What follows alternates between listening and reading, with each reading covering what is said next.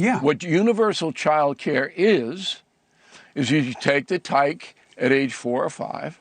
He goes through a system of left-wing academia. He comes out into Columbia University, and presto, you've got a little replicant running around spouting Bernie Sanders stuff. You sound like a Red Scare guy from 1955. That is what they do. In today's video, Chris Cuomo annihilates Bill O'Reilly on NewsNation as Chris Cuomo pushes back against Bill O'Reilly's controversial remarks on Abdul El-Sayed and progressive politics. So let's dive in and watch how Chris Cuomo shuts down Bill O'Reilly on NewsNation. Get money out of politics, put money in people's pockets, pass Medicare for all. And he says, I am a capitalist and I care about Michigan.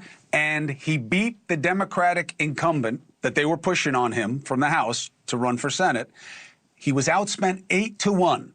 He still won. You say he's a gift to Mike Rogers. How? Well, because the Republicans will coalesce around Rogers. There's not going to be a lot of dissent in that party.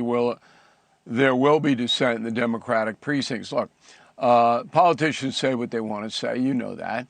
If you look back at El-Sayed's previous statements about the border, about the police, it's clear the man is a radical progressive. Now, whether he's a communist or a socialist, doesn't matter much to me. He's a danger, in my opinion, to public safety. I don't care what he says. You can say anything you want if you're a politician.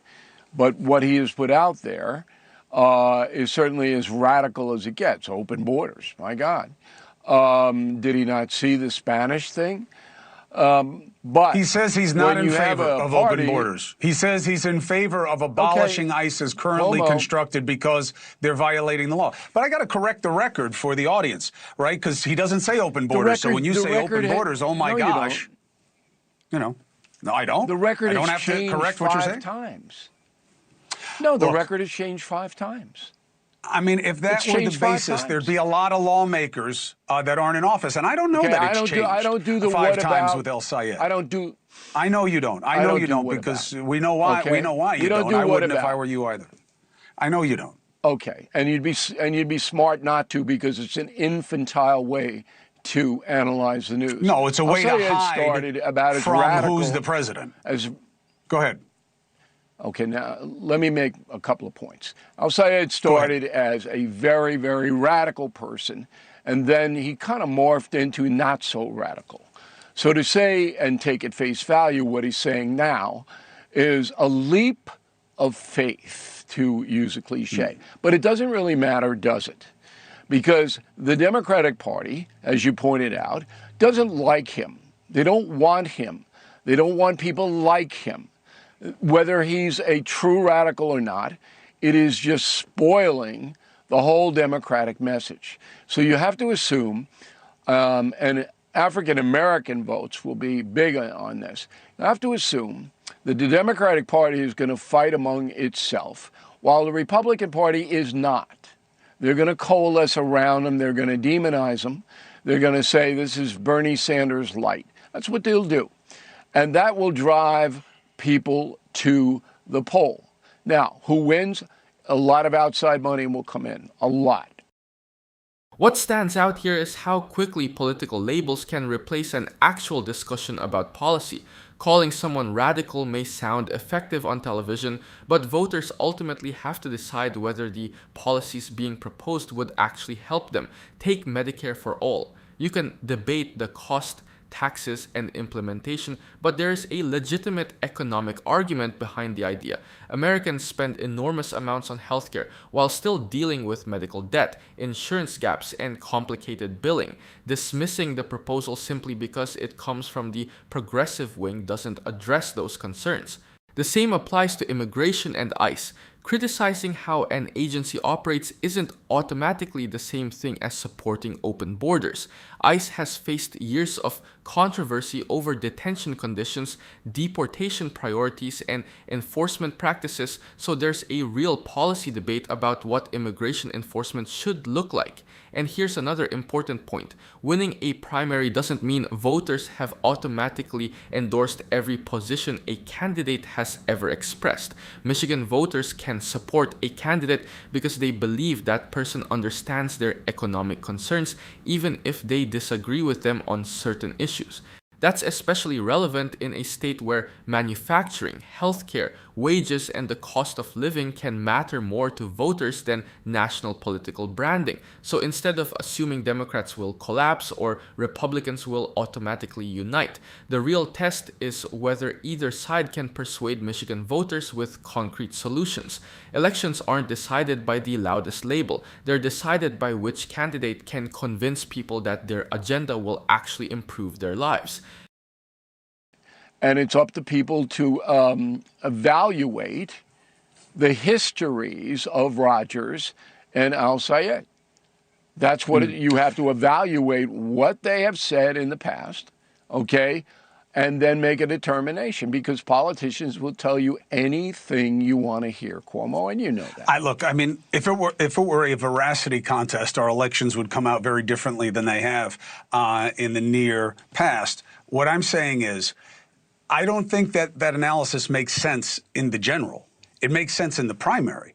But now the Democrats, you just saw, everyone who ran against him was standing behind El-Sayed. The party says they're fully with him now. And you can see that as hypocritical. You can see that as whatever you want to see it.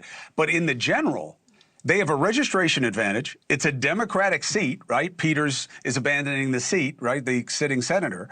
Right. And Mike Rogers is not exactly a new and shiny thing. He is a MAGA, establishment guy.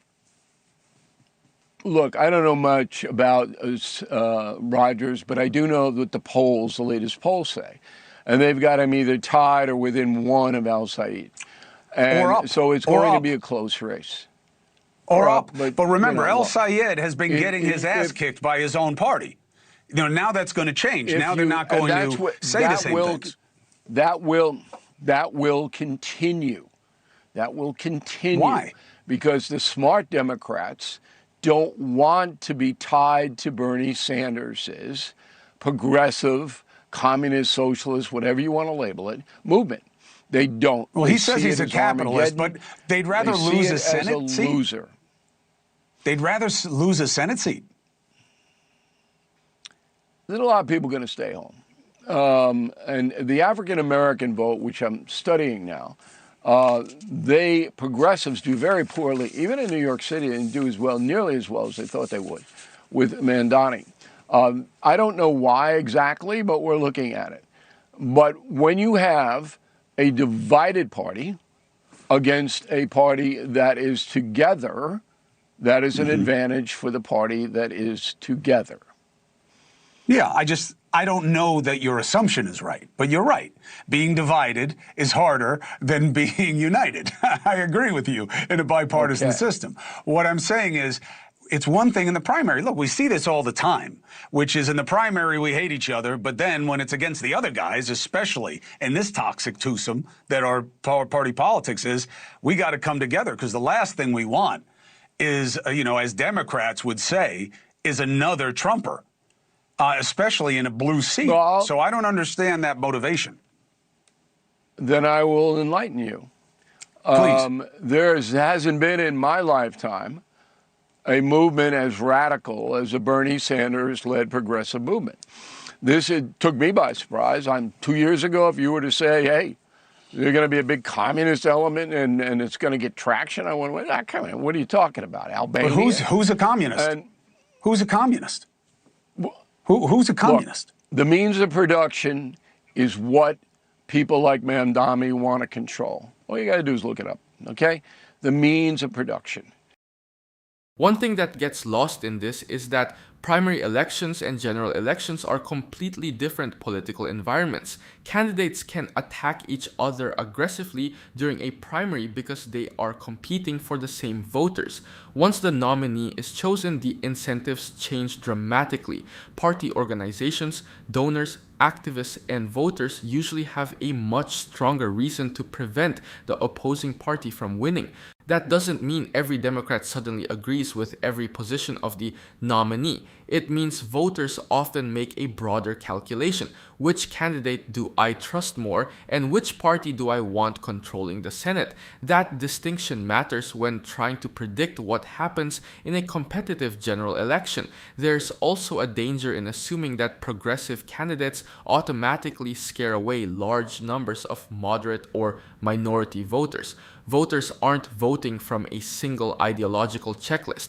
Issues like healthcare costs, wages, housing, abortion, education, and economic security can matter more than whatever label a television commentator puts on a candidate.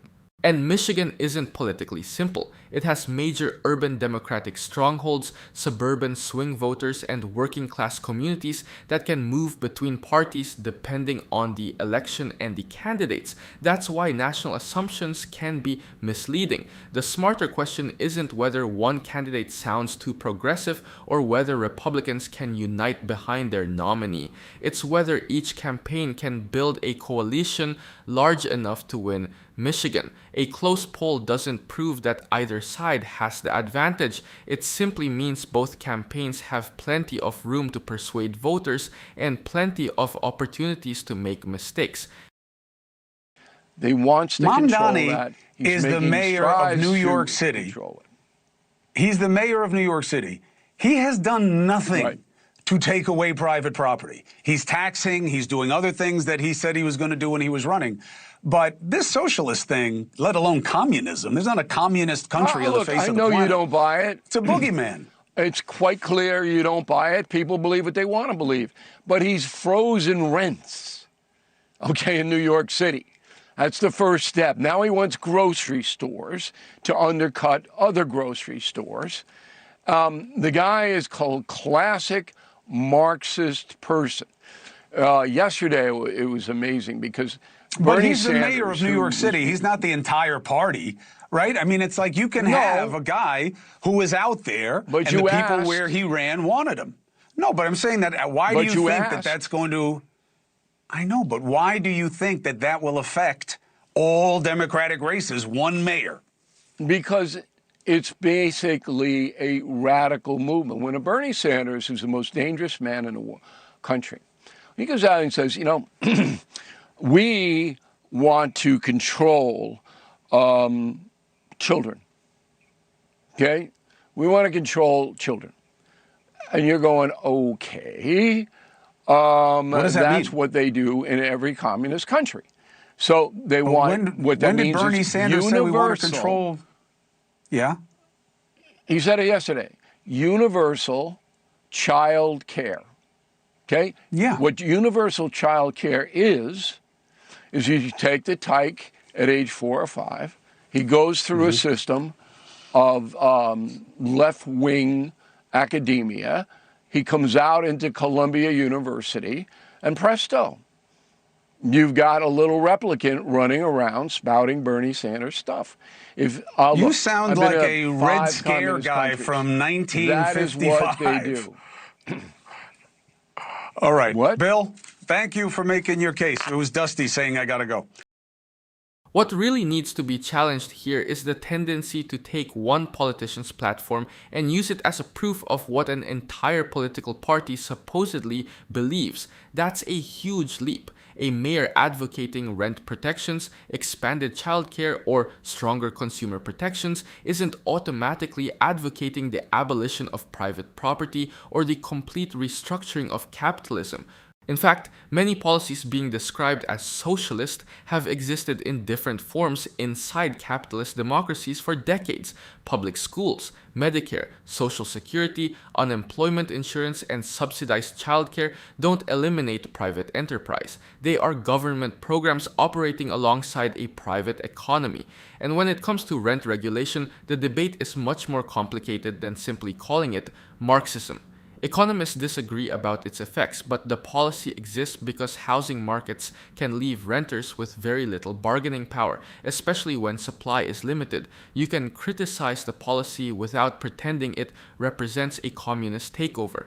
The same goes for universal childcare. Supporting government assistance for families doesn't mean the government is trying to control how children think. Countries across Europe provide substantial childcare support while maintaining private businesses, competitive elections, and market economies. That's why these labels can become politically convenient distractions. If the goal is to convince voters that a candidate's policies are dangerous, the stronger argument is to explain exactly what those policies would cost, who would pay, and what evidence shows they would succeed or fail.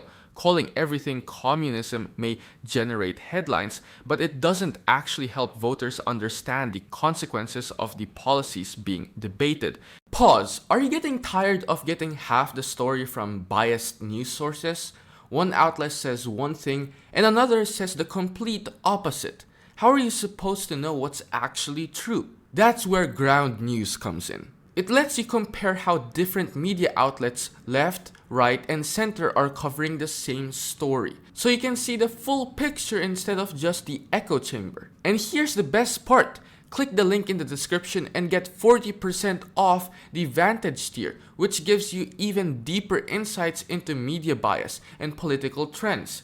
Stay informed, think for yourself, and check out Ground News in the description down below.